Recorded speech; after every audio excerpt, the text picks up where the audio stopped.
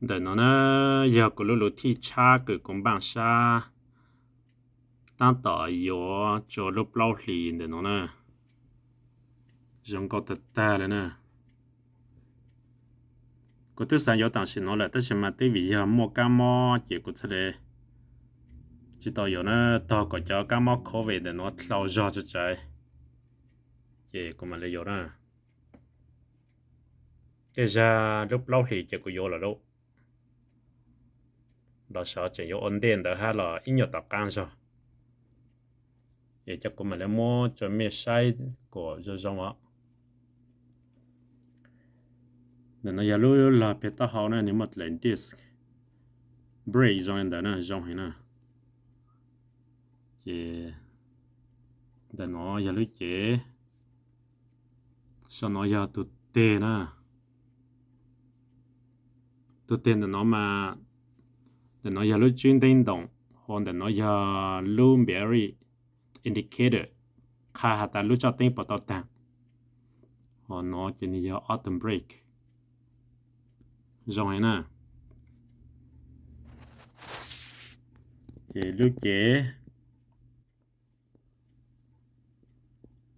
lúc chị cho nên trong lên nó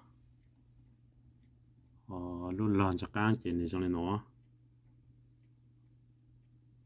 xem mẹ bên nhà nữa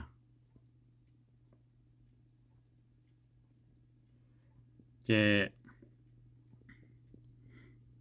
niềm mong tao giờ có mất sản phẩm bù là chị niềm mong tao lấy cái cầu gì mà cho nên cầu mile nó nè lúc cho tên thì càng để một lần nè ok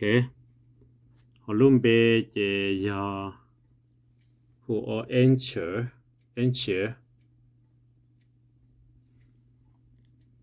chắc cũng nhảy con nó cho mình không sao battery life mileage window 40 blah blah blah blah lút tiền blah blah blah blah you can reach a range of up to 18 to 20 miles per charge. Oh, plenty for a day adventure. Fashion design and good quality. Okay, this bike inspired by the shape of dolphins has super cute and smart design. Waterproof range protects your trip and raining day. It also adapts an innovative aluminum alloy frame, double layer aluminum alloy wheel. Okay. Cruise control twist the throttle for 8 seconds and press the switch to enter the cruise control to gain the certain speed. Do display shoulder braking distance and your driving safety are ensured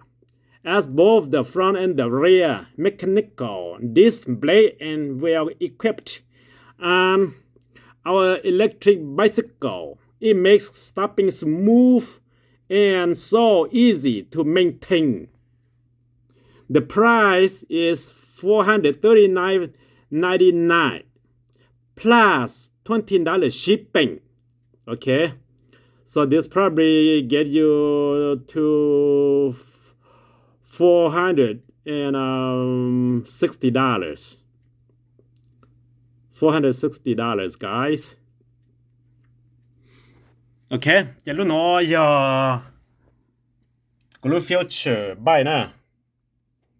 Chị cũng mình lấy cho mà sai của lúc cứ nó cũng mua. Để nói giờ của lúc nan long tê cứ chạy của chấm bài của xí nè. Của tôi giờ tao nan long tê lắm bằng tôi xử lại. Mà nan long tê là luôn bài là nè. Họ lúc trông thì nó là lọt lưu ha nó nè. Ô cũng mà nhặt lưu được tao nó nè. Trên đó nó nè giờ cũng bài cô nè. Glom bài cái của gió ở trong sau luôn là nè dòng thật ta liu ít chẳng phong dư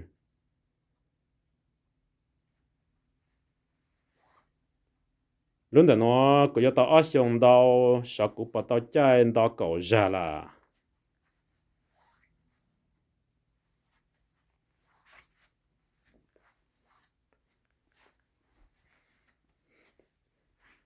cho lúc thi trong lại của nó mà lan trả tàu rồi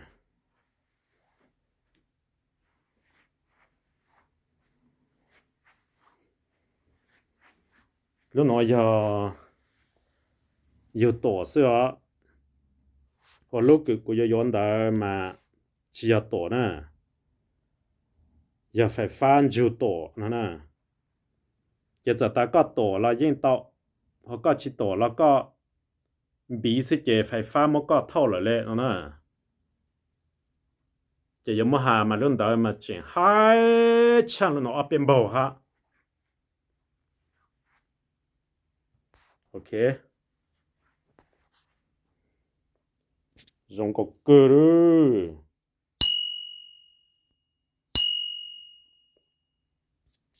luôn đó ha luôn nói chế giờ cho chấm bài cái manifold tao nè có thứ thay cho mình sai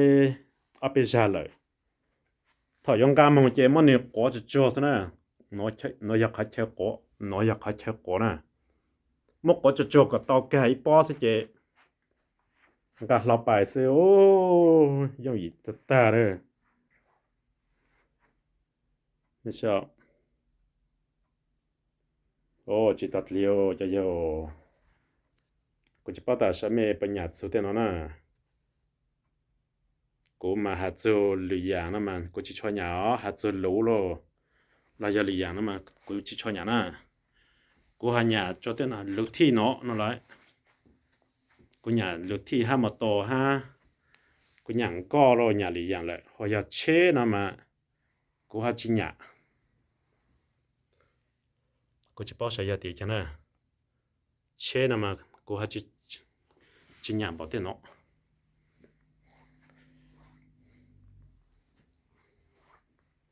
โอเค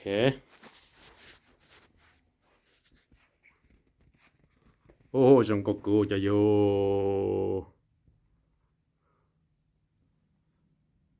แต่เคมีการนำมาทะเลยาโยลูจะใช้แต่ตาเลยนะ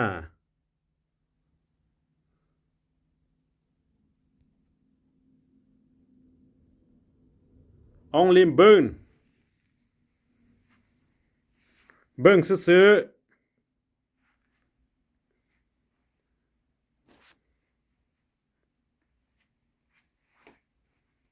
เล่นเอาซะนะ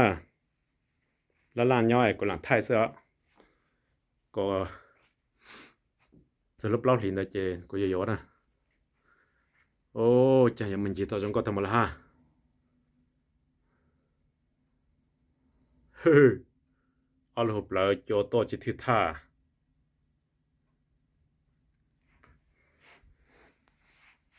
จะใจเดี๋ยวน้ำมาจงกึ่งก็รู้จะใจหนูนะ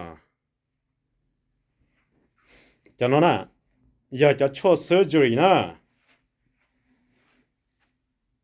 จะน้องมาอยากถ้าตียังมันพายล่างพายปล่อยพายยุติอยู่ของกาคือพวกพายน้ำมอนะเจเลยแกเลยก็อีอัมลงจะหลุดออกไกลนอกแต่งชอสิเจจงลองบอกก็ชูชอนะเฮ้ยให้ตา来จะเยอะเลยจิตลาไม่รู้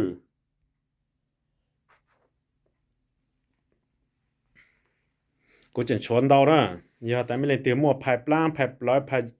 เจ้าเลยอุเลนอซอชัดเลยหูตัวเจ้ากู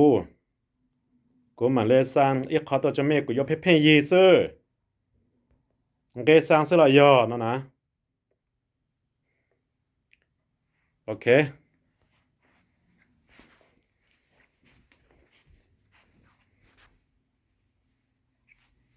จากการโมเมนต์มาใช้กูรู้ฟิลเฉยไปอีหรือ